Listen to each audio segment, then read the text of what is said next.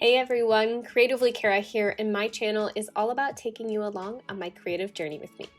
Today we're going to be setting up the month of September in my bullet journal, and I'm just taking out my supplies. We'll be using some Tombow markers, kind of in these fall colors, as well as my Papermate Flare, Sharpie gel pen, and a pencil eraser. I also have this Artist Loft stencil. We'll be using that for some squares, so if you would like to follow along in your own bullet journal with this plan with me, feel free to grab your supplies and let's get started. I thought long and hard about what to do for September. I kind of wanted something minimal and not super artsy, but I couldn't think of what to do. So I tried a few different things in my little ideas journal, and I liked a few things, so I ended up pulling a couple of them together. I scoured Pinterest for inspiration as well, so I do have my fall bullet journal theme ideas board, so if you want to check that out, I'll link to it down below in case you want to see if there's anything else out there that you might be interested in. But I saw these Scrabble tiles in a pile of leaves, and I thought it was super cute, and I tried it, but the leaves were a bit much with how I initially planned it out. And I really loved these like pink florals with the green leaves. So I decided to kind of combine the two there, and that's what we went with. I'm actually really happy with how this turned out. I was a little nervous about it because I was not quite sure what it was going to end up being like, but yeah, I'm definitely excited. It's super unique. I've never really done a theme like this before, especially with this kind of like font, so this will be really fun. I like to kind of doodle out the florals and leaves just in the marker at first and then add in outline later. And I will link to all of these supplies that I'm using down below. I'll even include the Tombow numbers that I'm using, since those do have specific color numbers, which is awesome. So yes, I will share those down below. And I finally bought some washi tape that's grid styled, and I bought those off of Amazon, so those will be down below as well. And I was so excited to use them. I was hoping that the washi tape would go along with this really well, and I think it did. I was a little nervous at first, but no, it went perfectly. I haven't done a quote page in a little while, so I added one in on this side, and I actually ended up doing that little kind of floral ring that I had an idea of for like my theme initially. So I was able to tie that in here. The quote I decided to choose, I wanted one that had to do with words, since I was doing this kind of Scrabble tile theme. And so there was this great one by Robin Williams that says, "No matter what people tell you, words and ideas can change the world." And I thought that was just perfect for this. There's many other quotes out there that you can use. There's plenty of them out there that are like, be careful with your words and things like that, but that's not quite what I wanted. So yeah, I really love how the cover page and the quote page turned out. Once I got these two done, I knew that this was gonna be exactly what I was wanting for September. And yes, those are the correct numbers at the bottom of the tiles. My husband asked me that when I went to show him, because I am that wife that's like, hey, look at my theme, look at this, and I get so excited and I show him, and thankfully he always listens and takes a look at it and gives me feedback, so shout out to you, babe. Now, when I went to do my calendar page, I initially had in my head that I could do a Scrabble board, but I didn't really want it to be a full-on Scrabble theme. I really liked just the Scrabble tile idea.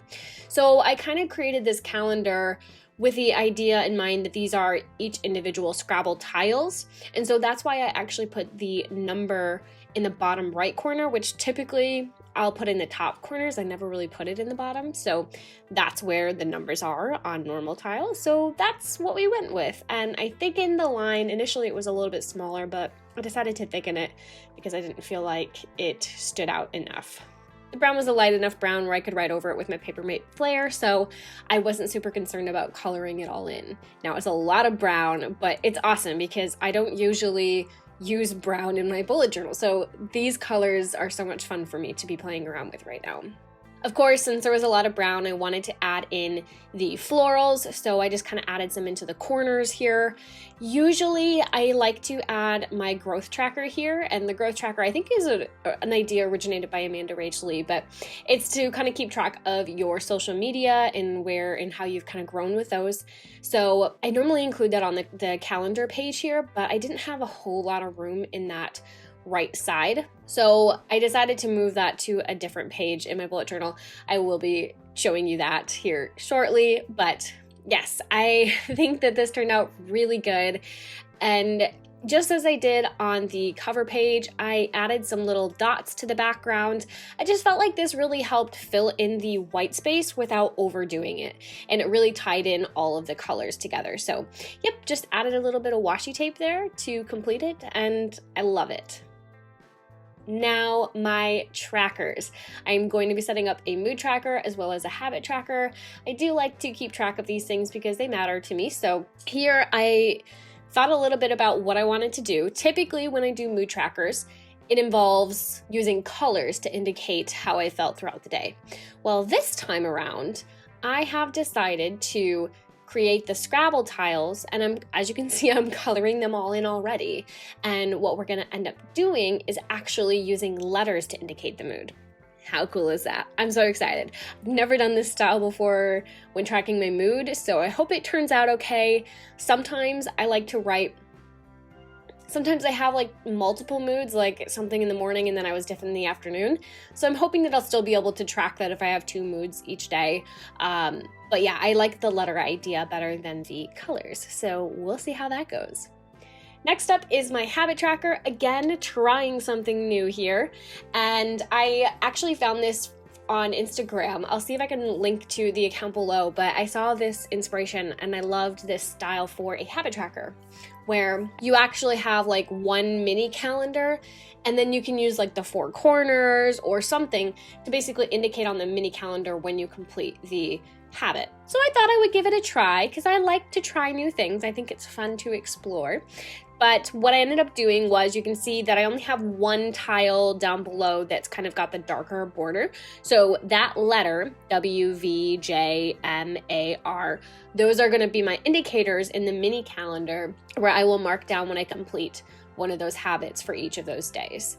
So I'll probably be posting some pictures halfway through the month on what that looks like in case you want to end up seeing a little bit more in detail. But yeah, that's kind of what I have in mind for those. So I'm really excited. Now, I've been wanting to include more memory journaling or memories in my bullet journal. And I don't like to do daily pages. I keep going back and forth in my head about like, oh, maybe I can start doing daily pages. And then I think, no, I don't have the time for that. That's just not going to work out. So I want to keep with my weekly spreads, but I think that throughout the month, there's different things that I either want to put a picture of, or maybe I have a movie stub or got a card from someone or just something that I want to be able to keep. And so I decided to do this 2-page memories page. And I just added my theme into it a little bit. But here, I'll probably maybe make a video of it later if you're interested in seeing kind of how I end up doing this, but maybe the songs I'm listening to or whatever I'm kind of feeling for that month, just to keep track of it so that when I look back on this month in my bullet journal, I can be like, oh yeah, that was my favorite, or that happened. But here is where I also added in my growth tracker. You can see that I have my YouTube and Instagram. Now, actually, I do have 2 Instagram accounts now. I know I'm overdoing it for myself right now, but what is happening is this is, my creative journey, and I absolutely love bullet journaling and sharing that inspiration with you, but I have really been getting into digital art as well. And it's something that I'm likely going to start sharing on my channel here too, just because, again, this is my creative journey. So I want to be able to share all things creative, not just bullet journal. And I hope that you guys are willing to join me on that journey as well. But I do have 2 Instagram accounts now. One is Creatively Cara. My other one is Cara-Designs. And Cara-Designs is going to be my digital art Instagram account. So I plan to only really post my digital art there. I felt it was important to separate the 2 because they can have two kind of different audiences, and Instagram is such a different algorithm than like YouTube. So YouTube, I'll kind of be combining the two, and I know that they have two different names, but it's Cara either way. Feel free to follow me on Cara-Designs, and if you aren't already following me on Creatively Cara as well. I love to keep all of you guys updated on those Instagram accounts throughout the month when I'm not posting videos. Last but not least, we have the weekly setup. Normally I do a check-in spread, and I don't know, maybe I'll still throw that in after this weekly spread. I really don't know yet. But I really wanted to have like one large box, but I didn't have a stencil the right size. So maybe I'll do that later on in the month. But essentially, I just did some Scrabble tiles to indicate the day of the week, and then I needed a place to put my day of the week, so I added one of my little like pink roses, and instead of outlining the entire thing on the inside for the petals, I just decided to do this outside outline, and then I was able to put the number in the middle. And oh yes, here is Milo. For those of you who have been on my channel for a while, he is my infamous cat that likes to come and interrupt me while I'm trying to journal. Lately, he's actually not been in my videos because he's been out hunting mice outside. He's turning into an outside cat. He's not normally. But anyways, back to the journal here. I added the leaves just to add a little bit of border. After I started doing this, I'm like, ooh, maybe that was overkill, but it's fine. I'm happy with it. Thank you all so much for taking the time to watch my video today. If you liked what you saw, make sure you hit that like button down below, and if you haven't already, make sure you hit that subscribe button as well. Until next time, bye-bye!